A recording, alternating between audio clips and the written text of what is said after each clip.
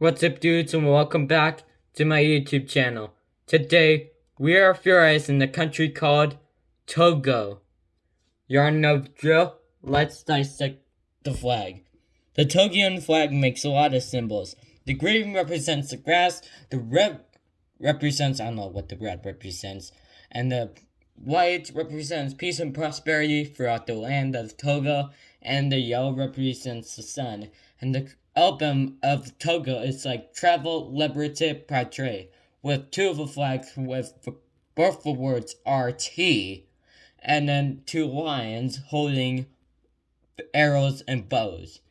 Let's theorize the country, shall we? However, the country is located in Africa, bordering Ghana, Burkina Faso, and Benin. And it's part of the African Union, like most things. And their capital is Lome, and their official language is French, Iwi, or Kabyle. And their ethnic groups are 99% or 37 African groups containing Iwi, Kabyle, Tem, and Gomra, and 1% European Indian or Syro-Liberians. And their religion's mostly Christianity, 43.7, but others are traditional faiths, Islam, no religion, and others. Their development is Tongolese, and their president, Fagare, since May 4th of 2005.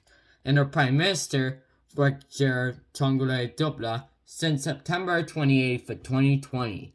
And their legislative is the National Assembly, and it gained independence from the United Kingdom and France, and French Togoland in 1914, and British Togoland in 1916, and then independence in 1960. And their area is 56,745 kilometers, or 21,925 square miles, making 123rd. And their water is 4.2, and their population is 8,608,444,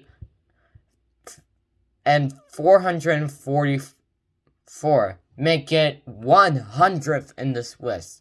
And their population density is about 125.9 kilometers, or 326.1 square miles, making it 93rd.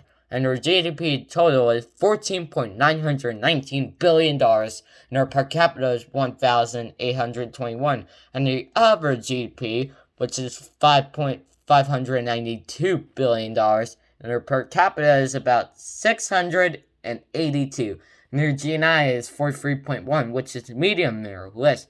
And their HDI, or quality of life, is low, is 0.515 at 167.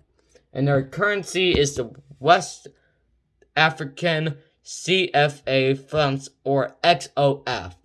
And their time zone is just the same as the West Africa and Central Africa, which is Nigeria, by the way.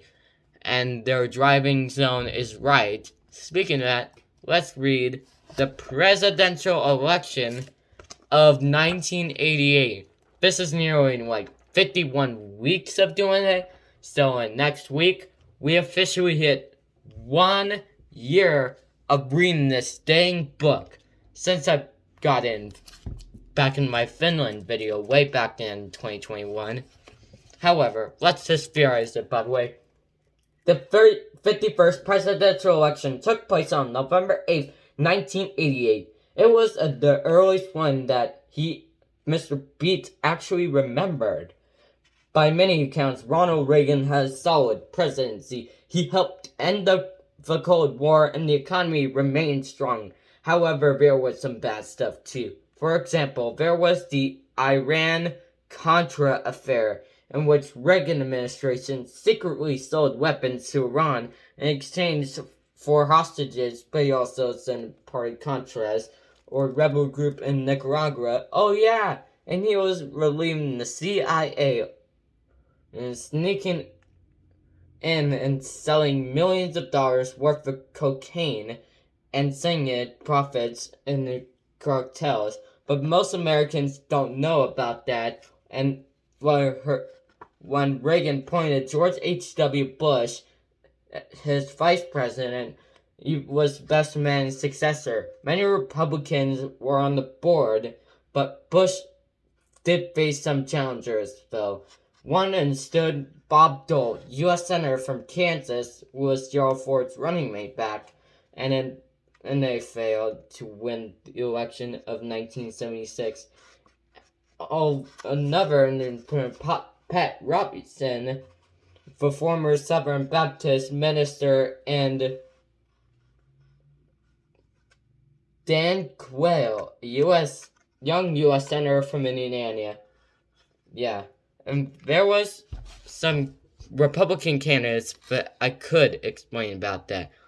There were only two frontrunners. George H.W. Bush, who was the former Vice President of the United States, and Dan Quayle, the U.S. Senator from Indiana. Bush chose Dan Quayle as his running mate. There was also Democratic parties too, but there were only two front runners of this political party. Michael Dukakis, the governor of Massachusetts, and Lloyd Bentsen, U.S. Senator from Texas, as his running mate. They had a solid campaign and all that stuff. Right there. And let's see results, shall we? And here are the results. George H.W. Bush won, becoming the 41st President of the United States. He received 426 electoral votes and 53.4% of the popular vote.